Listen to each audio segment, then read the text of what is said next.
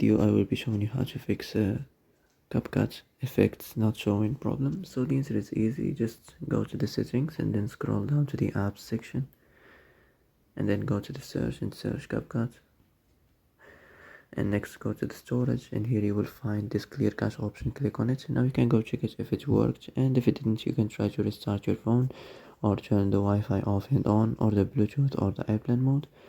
Also you can try to clear data, but be careful. If you clear data, all the Capcut's data will be deleted.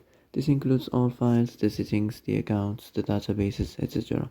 So be careful if you want to clear your data.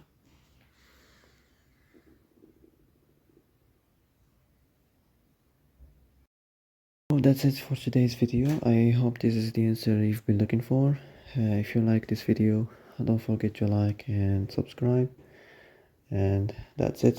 See you in the next video.